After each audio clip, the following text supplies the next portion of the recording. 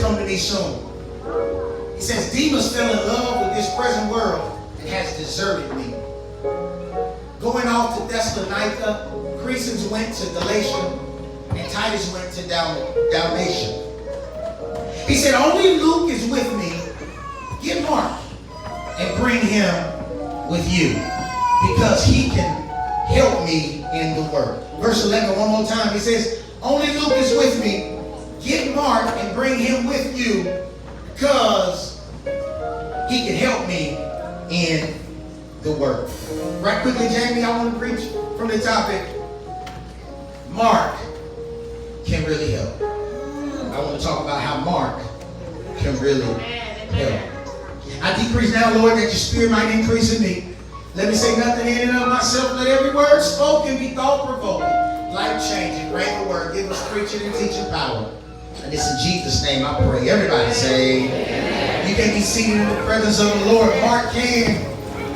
Don't go sleep on me, Tanya. Mark can really help.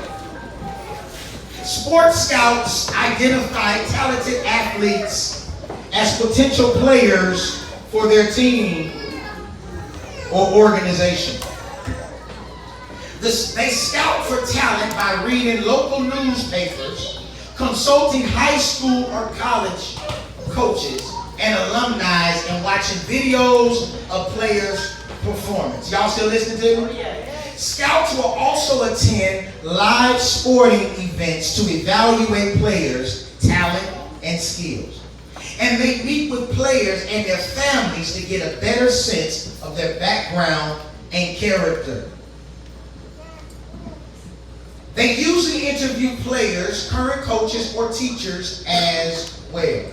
Van, listen to me. Scouts must also attend professional sporting events to provide feedback about players that a team is considering making a trade for or signing to a contract in the offseason. Y'all still with me? Yeah. After watching a player, scouts will then report back to the organization's management and provide an analysis of the player's potential value to the team. A real scout discovers those necessary to get their clients or team to a winning season. Let me put it where you can find it. The reality is, God is the ultimate scout. He not only discovers, but he develops us into what he knows we can become.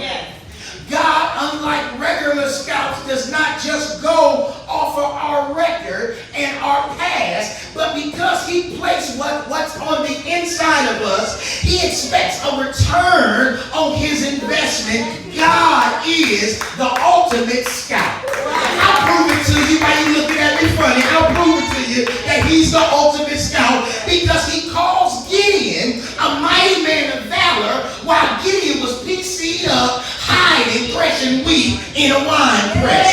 He calls Peter a fisherman of men after Peter has went through his worst night in business. Yes, Lord. He calls Abram, which name will be changed into Abraham. He calls Abram, yes he does. He calls Abram while he's in the middle of idol worship. Wasn't even thinking about the true and the righteous God. And God called him anyway. I'm going to find you in a minute. You ain't got to look around. I'm about to come get you, because the reality is the God we serve, he is the ultimate scout. He not only discovers, but he develops. I believe Marvin Sapp put it like this. He said he saw the best in me when everyone else around me could only see the worst in me. God is the kind of scout that sees the best about you even when you don't see nothing good about yourself. Preach, Jarvis. You doing good, boy. You gonna be at the bowling alley in a minute. It's okay, but he calls David while he's taking care of his father's sheep. He wasn't the owner in the company. He didn't have no stock in the sheep, and it was the worst job to have in the family. But while he was doing a stink job, while he was dealing with smelly sheep, while he was doing stuff that other folks didn't want to do, God called him. Can I preach to somebody today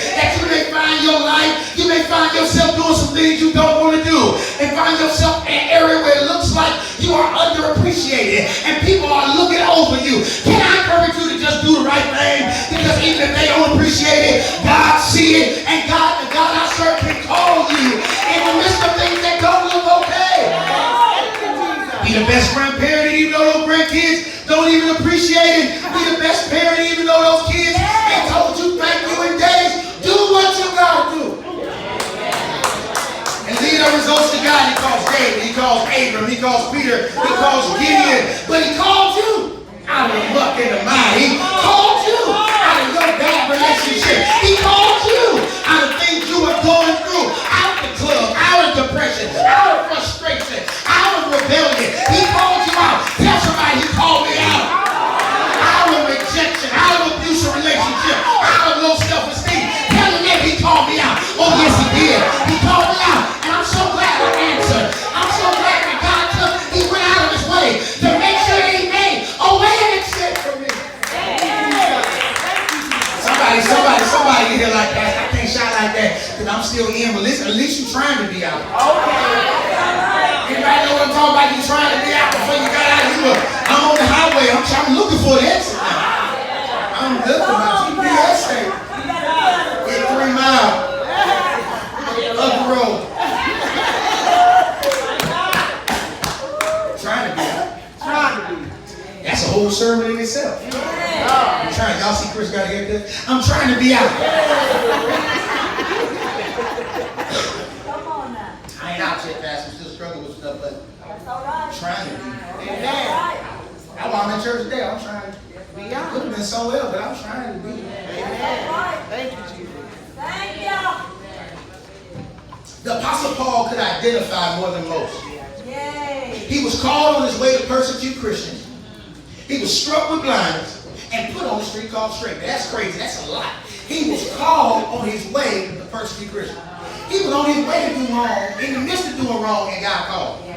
That's why you can't be sizing folks up and thinking God can use anybody. He can use anybody. He can do anything. And check this out. The thing about God, he can use it at any time.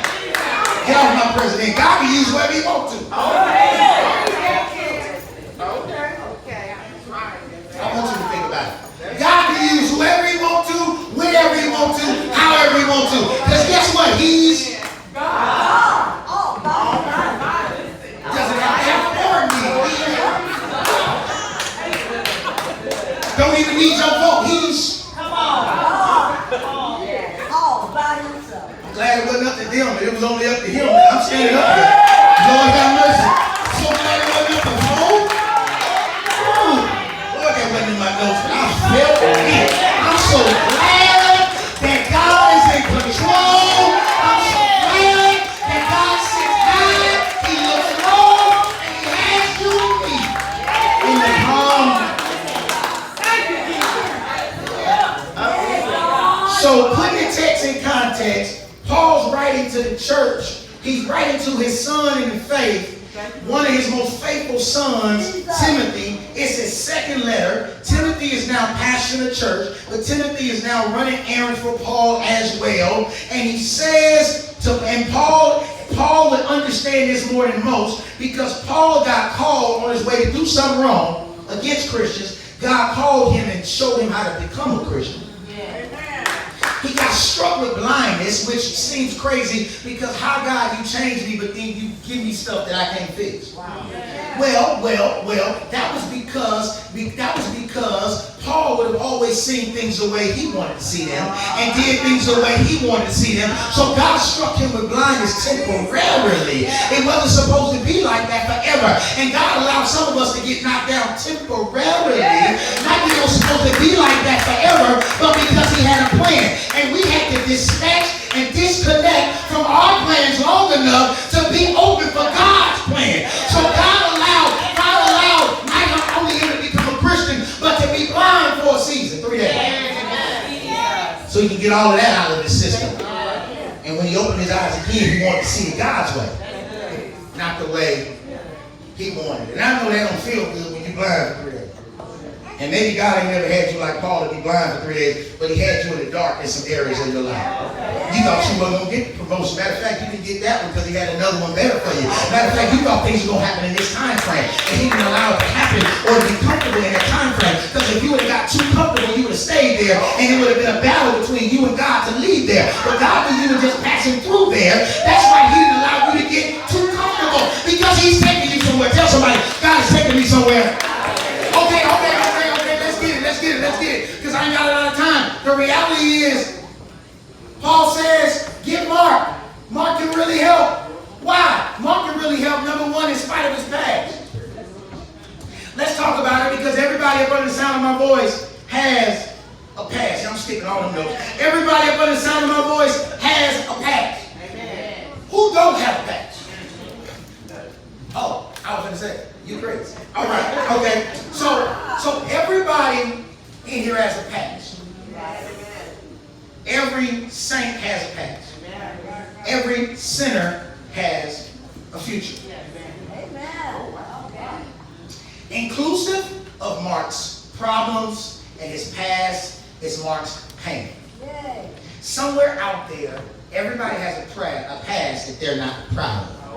Everybody has a past, but most of us have something in our past that we're not proud of. Some teenagers, get off your phone, because if you can really listen to us and hear our heart on this point, you won't think that every mistake you made is crushing and you cannot overcome it. Listen to this. Sometimes we put so much weight on them, sometimes adults, we put so much weight on their mistakes and what they did wrong that we don't realize we made some of the same mistakes.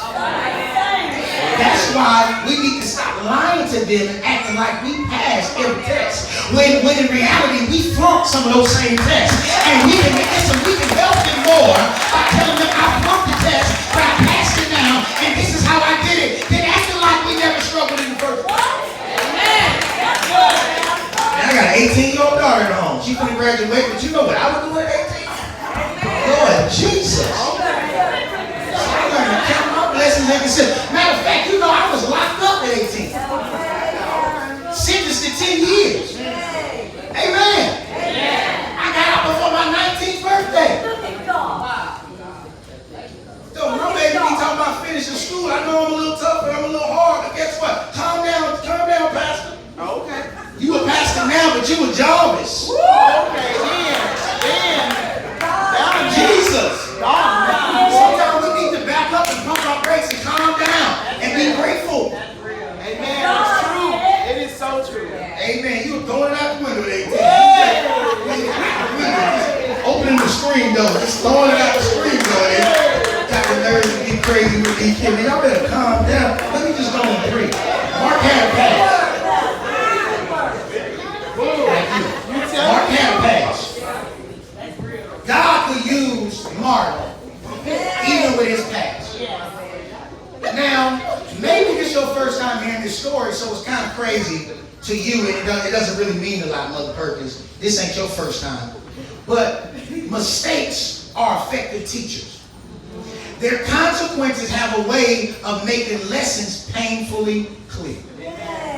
They kept going by the stove. You kept saying, that's hot. Stop, that's hot. One time they went by the stove, they touched it, they got burnt. Now they start telling you, hot, hot. Don't nobody want their babies to burn their hand. But after they get burnt, they start saying, hot, hot.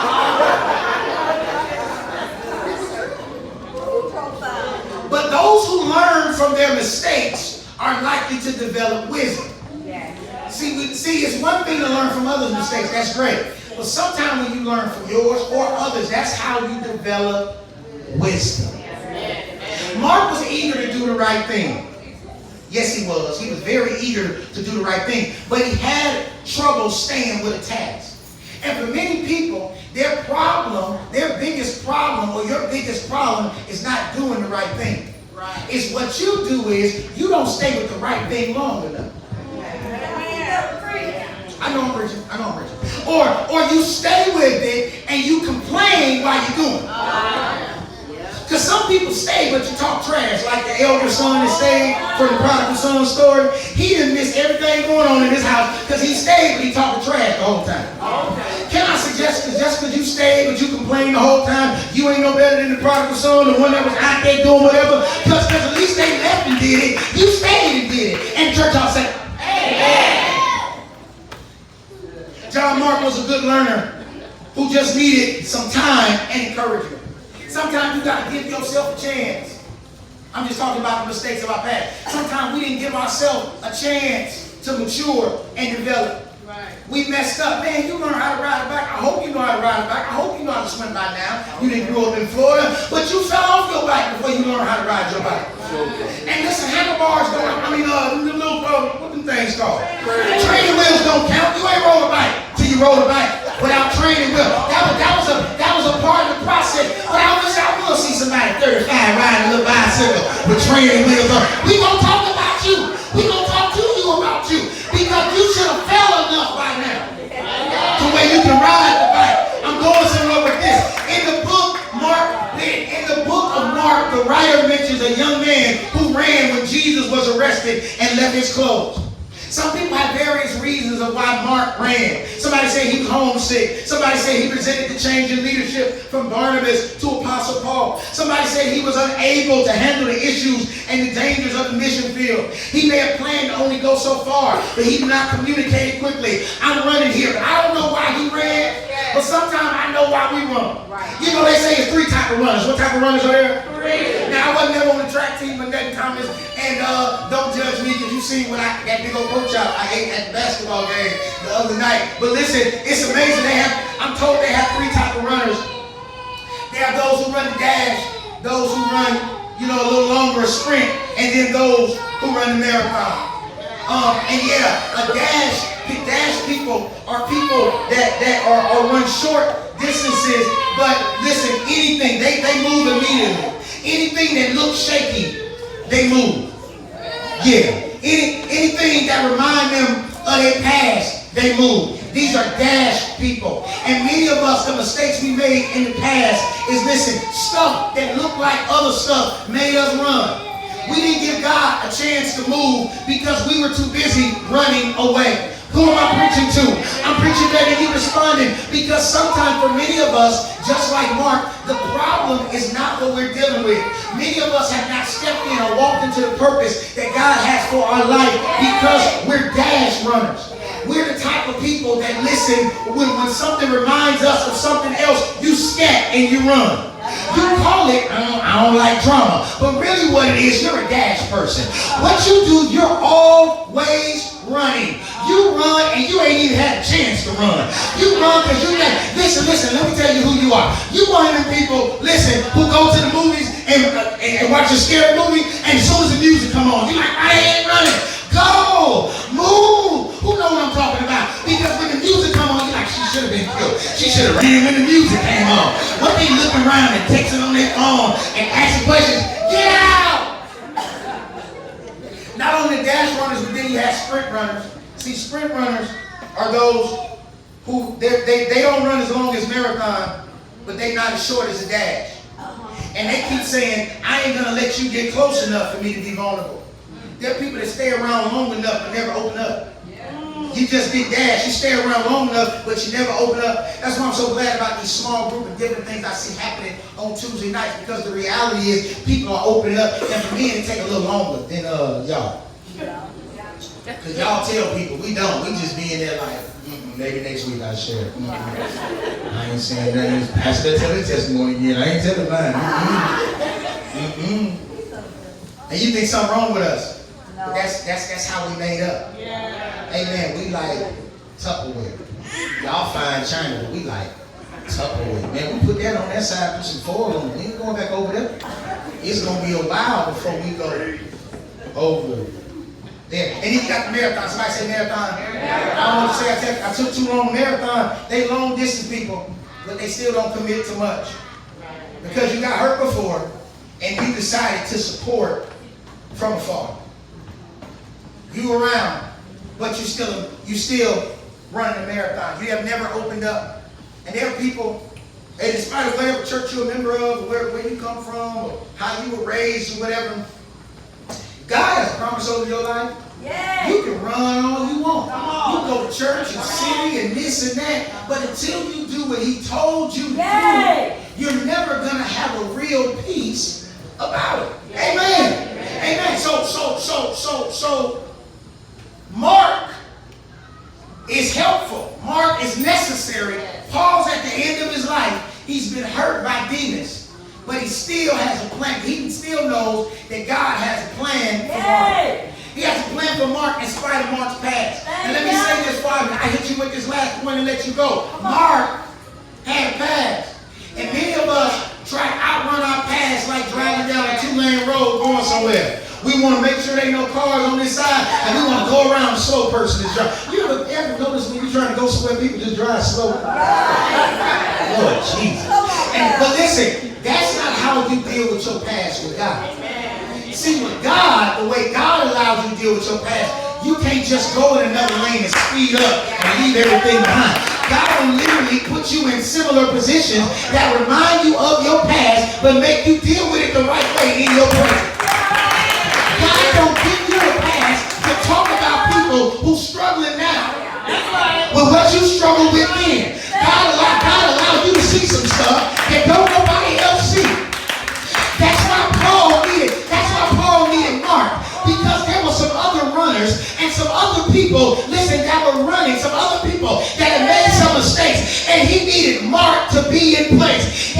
Paul didn't need to become Mark. He needed to get Mark back on the team. He needed to get Mark back on the bus. He needed to get Mark back in the right place so Mark could do what only Mark can do. I don't know if you're Mark or Marquisha tonight or Marquita today, but what I do know is everybody up under the sound of my voice, God has a plan for your life. I'm about to get out of this thing, but God has a plan for everybody up under the sound of my voice. Not only did Mark have a past, but listen, Mark was profitable. Mark was useful. Mark was necessary. Tell somebody I'm necessary. I may have been looked over by my parents, but I'm necessary. I may have been looked over on that last promotion, but I'm necessary. Listen, he might have bumped his head and didn't marry you, but you're still necessary. Your kids may be ungrateful, but God is still necessary. I'm preaching better, you responding. But sometimes some people won't do what God is saying because you don't think you're valuable. Can I tell you you're valuable? Can I tell you that if God had to die when their Christ in His Son to die on the cross, not just for the world, but you are part of the world. If He had to do it all over again, He'll do it just for you. Somebody shout, I'm necessary. He says, I'm profitable. I'm profitable for ministry. Mark's plan, God had a plan for Mark. And part of that plan was Mark was necessary. Mark was profitable. Mark was necessary. Mark was an asset and not a liability. You don't know how long I lived my life as a man. You don't know how long I was told as a young black man that I was not necessary, that I was a liability and not an asset. You don't know how many times I looked in the mirror and seen the bad stuff about me and never seen anything good about me. I think one of the reasons God blessed me with all these awards and opened up doors and stuff for me to remind me sometimes, listen, of what He placed on the inside of me. And I don't know who I'm preaching to today, a young man or a young woman, but I need you to understand that you are necessary. If you stop, it won't happen. If you stop, it won't be accomplished. But if you go forward, no weapon formed against you shall prosper. In God's plan, you win. In God's plan, you succeed. In God's plan, you're not forgotten about. Somebody say, God has a plan. If God had a plan for Mark, then why wouldn't God have a plan for your family? If God had a plan for Mark, then why wouldn't God have a plan for the real church? If God had a plan for Mark, then obviously God has a plan for you. The Bible says, because He can help me in the work. The Master had a plan for Mark. It included all of his experiences. It included all, somebody say all of them, all of them.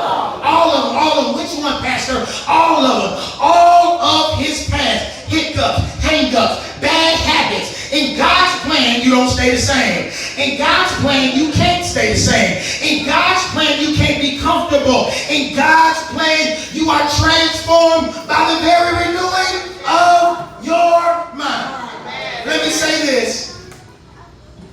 Mark opened up his home for Christians.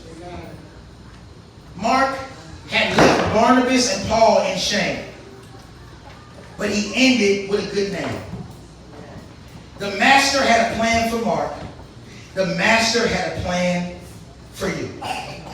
He puts Mark in a place where he had to experience some shame. A place where he had to experience some failure. But that's the place where God will shape you. It's not the place for you to disconnect yourself from God. But it's the place for you to trust God more than ever before. He wrote the Gospel of Mark. He and his mother provided their home as one of the main meeting places for the Christians in Jerusalem. He persisted beyond his youthful mistakes.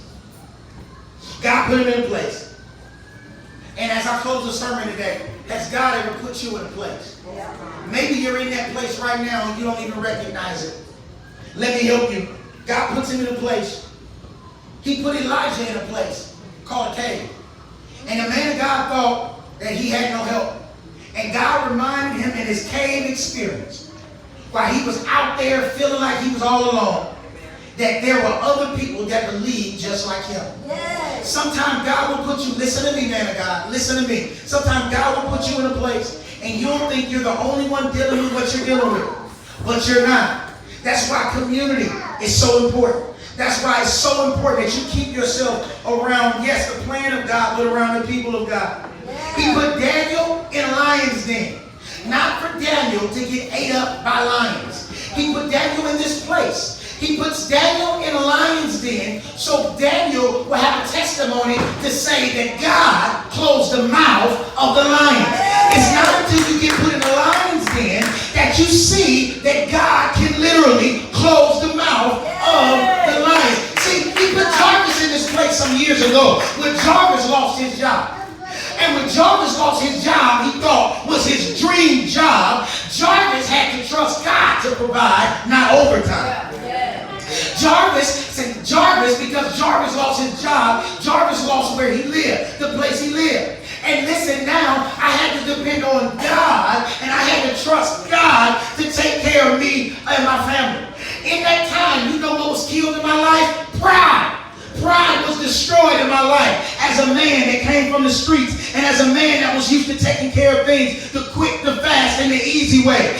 God used that season of my life. I never missed a meal. We always had a roof over our head. It wasn't always consistent where it was going to be. I don't plan back on going to that place because what God wanted to do for me in that place was kill pride. And sometimes God loves you so much, he puts you in a place where he kills pride in your life and kills you trusting you. And many of us, God has been putting us in places, but instead of us embracing the place that he put us until he moves us out of that place, we try to fix it. See, in that place, not only was pride destroyed, but in that place, that's when me and my wife really learned how to pray. See, it was in that place, listen, that we began to pray to God and trust him more than ever before. It was during that year when Thanksgiving, Christmas, and New Year's, we stayed in a hotel. Your pastor stayed in a hotel, and we had a little Christmas tree in a little Motel 6 apartment. And in a little Motel 6 motel. And our kids had Christmas lists and all of these things, and we didn't know how we were going to provide. But God took care of everything on the list. God gave us cars that we didn't pay for. Various things happened. He was crushing pride in my life. He was teaching me how to pray. God was birthing something on the inside of me. And if the church would teach you how to stop running away from the tough time, how to stop putting God in the corner in the tough time, but trust him, not just when things are good, but when things look like they're bad. I know I'm preaching better than you responding. You don't want to hear this, but I learned how to trust God in those times. Sometimes you don't have to have my story, but everybody, God puts you in a place. It may be the loss of a loved one. It may be the loss of somebody you really looked up to that was always there, and God allowed them to leave. Can you trust God when you don't get your way? Yes. Can you go back, Mark? Wow. After you ran and ran and ran and ran. How many times you gonna run? How many times you gonna keep putting it off for tomorrow? Amen. Thank you, Jesus. What you can do today. Yes. The place that Mark had been in, it was training for rain and labor. Oh man. Different parts of my ministry in my life, I go through tough times with people close to me. I know when God's going to do something. I fall out with family. I know when God's going to do something. People close to me. Something happened. And we can't take it personal. Sometimes I trust God more than ever before. Paul was mature enough to notice that Mark was necessary. And I'm getting ready to close this sermon. It's really over this time. But can I look in your eyes and tell you that God loves you? In spite of your past, you're still profitable. And God still has a plan for you. So I admonish you to plug into his plan. The Bible talks about how now we see in the mirror, it's dim, but then we'll see it face to face. It has to do with, it's like a rearview mirror on the side of your car, right? It's like objective mirror, they seem closer than they appear, right? And then some stuff you panicking about, you need to be praying about. Because it seems closer than what it really is. And many of us disconnect, and many of us don't do what we can the way we can, because let's just be honest, you nervous.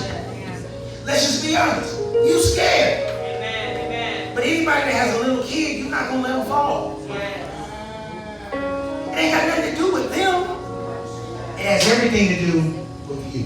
That's right. And you're who I'm talking to today. Because I'm telling you, I'm a macro leader. I'm not a micro leader. I'm a micromanager. I'm a macro leader. I get an idea. I push the vision. I love the people around me. I'm not going to ever tell you what to do. If you waiting on me to tell you, do this, stand over there, lean over there, do this part, stand right there, you at the wrong turn. I'm not that kind of leader. I pump vision into people and love them and challenge them where they are and make sure they have what they need to do it. But I'm not a micromanager. If I got to stand over you, I don't need to be you the wrong person. So you have to understand where you are. Many of you got stuff that God put in your heart to do. I want that to happen. And whether it's under my community care or the real church or Yabba Dabba Do Incorporated, let's do it. You want to feed the hungry? Let's do it. You want to go in the camp? Let's do it. You want to mentor some young boys? Let's do it. I beg all day for the money to make it happen. Amen. But you got to do the work. But if you waiting on me to preach it, Right. before you get started, you missing it. And if you're a marathoner, well, you're going to be around forever but never do nothing, you missing life. It's real ministry happening around you, and you're going to miss it. That's right. Everybody in the Bible had drama in their life. Name somebody that had drama. Everybody went through something. Get over yourself. You're not that important to where you're just going to be the only one with no drama. Everybody in the Bible had drama. People's family was crazy.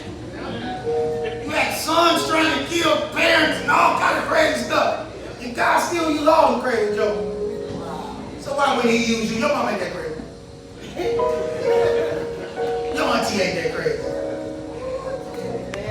I don't care if you're supposed to do a knitting class for Jesus. Let's go buy the yarn. Do you knit the yarn? I don't know. But if that's what you're supposed to do, we'll find it. That's right. I'm about to pray. We're about to give and then we're going to vote. But look, you're necessary. And you can't do this part-time. You got to do this Jesus stuff full-time. Amen. Heads are bowed, eyes are closed. Pastor, I trust God. But I find it difficult on what decisions to make sometimes. Sometimes I think I know what I want to do, but then I'm confused. You ain't got to get up, and if that's you, I want you to raise your hand. I be confused sometimes, Pastor. Yeah. Put your hands down. His hands went up all over this place. Father, in the name of Jesus, we're trusting you. Janae's. Father, in the name of Jesus, we're trusting you. Teach us to trust you at a greater level. Whether it's with our health, whether it's with a ministry assignment, whether it's with money, whether it's with our family. Show us how to trust you at a greater level. God, give us opportunities this week and this day to trust you. Forgive us for the times we didn't. Forgive us for the times we operated in our own strength. Now, God, the same way you took Mark's mess, you gave him a message. You took Mark's mistakes and showed how necessary he is. Show us what to do. Flip our life on the other side and allow it to be clear. God, I would have never thought when I was gangbanging and selling drugs and robbing people that you would ever make me the man I am today. And God, I'm so grateful. Thank you. I'm so humble. God, there's so much purpose in the people up under the sound of my voice. God, help us to believe in ourselves like you believe in us. Help us like only you can. Set things in place and allow us to see it this week. The stuff we kicked and screamed and begged to stay in that you removed us out of because you had better. Thank you, Father, for every closed door. Thank you, Father, for every disappointment. And it's in Jesus' name. Come on, we finna go. We'll lift that hand. You deserve it. Nobody moving. Nothing is more important in this moment. Come on. Come on, it's just you and God.